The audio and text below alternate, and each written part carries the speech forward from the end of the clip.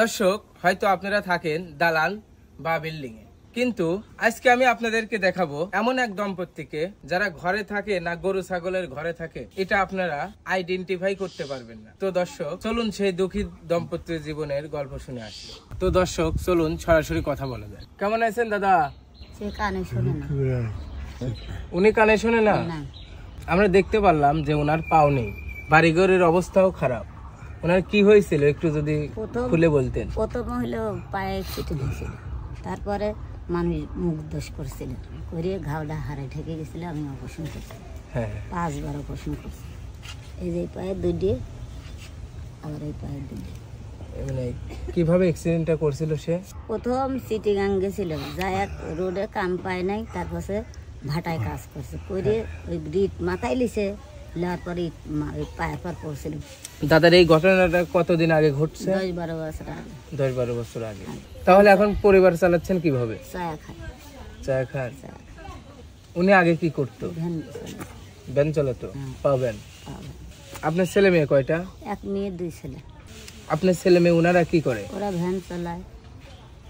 Van চালায়। ওরা থাকে কোথায়? এখানে? একটা এখানে থাকে, একটা ঢাকা থাকে। ওরা আপনাদেরকে দেখে না? না, ওরা কি দেখে বেটা, ওরা কিছুই নেই, খালি ওই ভ্যান চলে বেটা বেটি।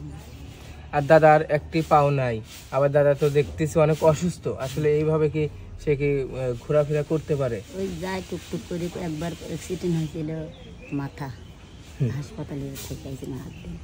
আবার ওই যে পাওয়াটা ওই মুখ খালি পরি টরি যায়, আবার ওইটি ওষুধ খায়। এখন তাহলে পরিবার চালাচ্ছেন কিভাবে? চায়া আনে। আমি কাজ করি, মানুষের বাড়ি চড়াই, মাঠে ধান টান ধার দিই। আমরা খুব কষ্টে চড়ি। সে বিচারা যাবে লাগলে পড়িয়ে যায়, তার জ্ঞান থাকে না, তা উঠে মানুষ তুলে তারপর আবার জ্ঞান। আসলে দাদিমা, আপনি একা কাজ করে কি সংসার চলে? খুব কষ্টে চলে বাবা, খুব কষ্টে চলে।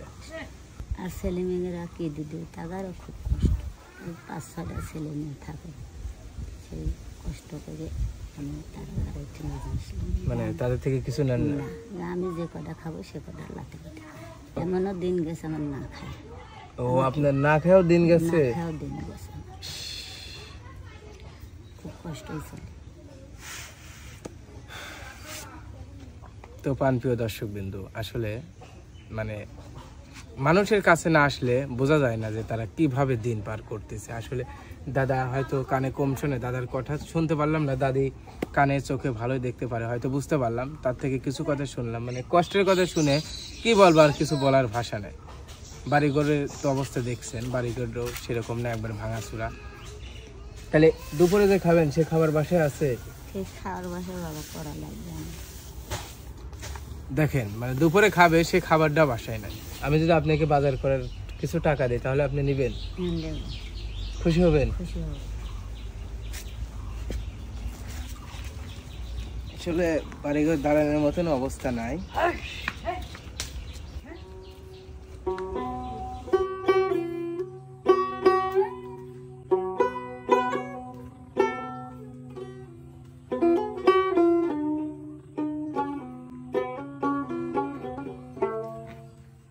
তো দর্শক, আপনারা যে যেভাবে পারেন আপনাদের আশেপাশে যারা অসহায় মানুষ আছে তাদের খোঁজ খবর নিন, তাদের পাশে থাকুন, তাদের ভালো থাকার কারণ হন। দেখা হবে পরবর্তী কোনো ভিডিওতে। আল্লাহ হাফেজ।